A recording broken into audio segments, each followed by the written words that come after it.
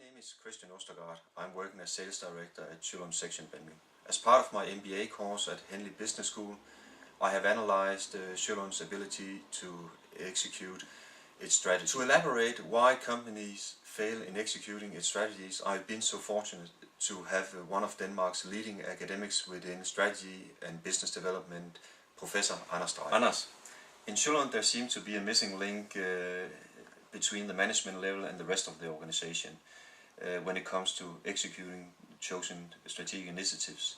In your opinion, why do you think that is the case? well, first of all, don't feel bad. This is a very classical thing. I think Tom Peters said it the best when he said that 70% of all strategies don't amount to anything. So this is something that happens to a lot of companies. In my opinion, what probably happens is that there is developed a lack of understanding between what top management understands of the strategy and what the employees understand. Because top management spends a lot of time, maybe several months, on developing the strategy. They conduct all sorts of analysis and hire expensive consultants and so on and so forth. And as a result, they know a lot about the strategy when it's completed.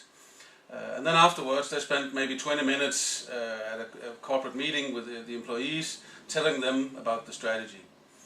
So as a result, the employees understand much less about what the strategy is than what top management does.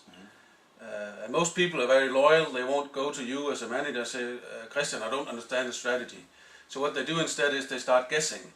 And as a result, you'll see two completely different pictures of what the strategy is. One amongst top managers and one amongst the rest of the organization. And of course that doesn't do a lot of good for strategic execution. Anders, in my report I have analyzed the situation of why we lack the ability to execute strategic initiatives. And one primary result of mine is that we at Schulum lack a culture and tradition of executing strategic initiatives all the way through.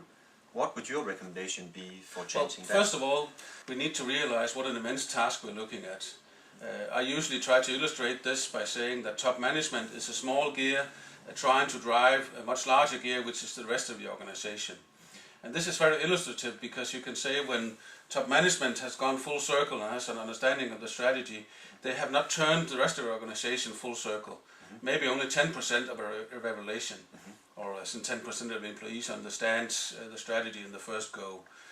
So maybe you need to devote 10 times the amount of energy and resources to communicating strategy and involving the organization than you have traditionally been doing.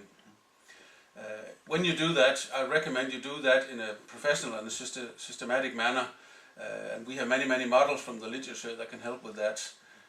I'm thinking about performance models like the McKinsey 7S model that tells you a relationship between certain actions and parts of the organization, or Leavitt's model, which is also a system model, or the Bath People and Performance model, that will tell you if you do these managerial actions, then they will have these sorts of effects in the organization, of course in a complex dynamic relationship.